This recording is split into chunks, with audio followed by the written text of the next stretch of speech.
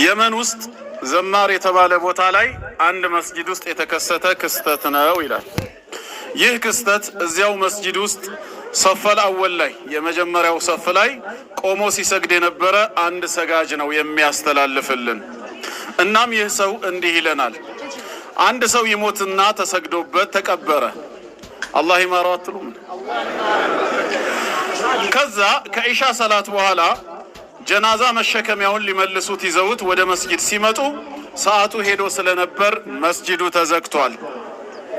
ስለዚህ ኻዲሞች ለፈጅር ሰላት ሲመጡ እንዲያነሱት በሚል ጀናዛ መሸከሚያውን ከመስጂዱ በር ከደረጃ ላይ ያስቀምጡታል።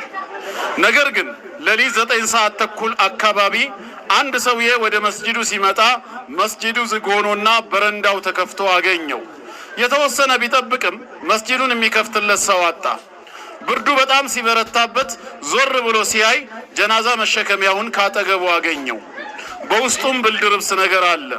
እናም ይህ ሰው አገኘው ብሎ ጀናዛ መሸከሚያው ውስጥ ብልድ ልብሱን ለብሶ ለጥ ብሎ እንቅልፉን ተኛ። አባቴ በብርድ ደንዝዞ የነበረው ሰውነቱ ትንሽ ምቾት ሲያገኝ ነፍሱንም ማያውቅ ለጥ ብሎ ተኝቶልሃል።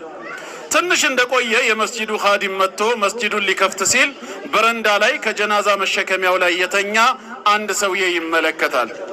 ከፈጅር በኋላ ሊሰገድበት ያመጡት ጀናዛ መሰለው።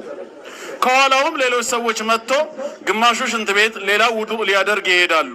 ይህ በረንዳ ላይ ተኝቶ የሚያዩት ሰውዬ ወይም ጀናዛ ደግሞ ሁሉም ቀድሞውኝ የመጡ ሰዎች ሊሰገድበት ያመጡት ጀናዛ ነው ብሎ ያስባል በውስጡ። በዚያ ላይ ፈጅር ነው። ሰው ከእንቅልፉ ተነስቶ እየመጣ ነው ያለው።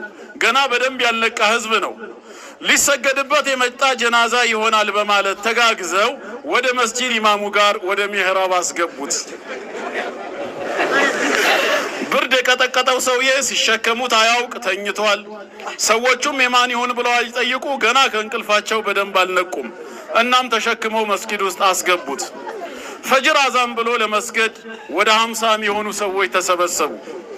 ይህንን ታሪክ የሚያስተላልፍልን ሰው እኔም ከሰጋጆቹ አንዱ ነኝ፣ የመጀመሪያው ሰፍ ላይ ነበርኩ ይላል። ከፈርድ በኋላ ልንሰግድበት ጀናዛው ከፊት ተደርጎ የፈጅር ሰላት እየሰገድን ነው። ልክ ለሁለተኛው ረካዓ ስንነሳ ጀናዛው ሲንቀሳቀስ አየው።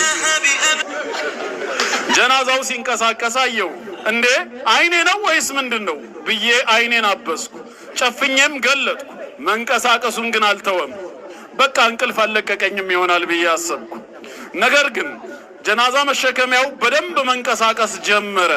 ያኔ መረባበሽና መፍራት ጀመሩ።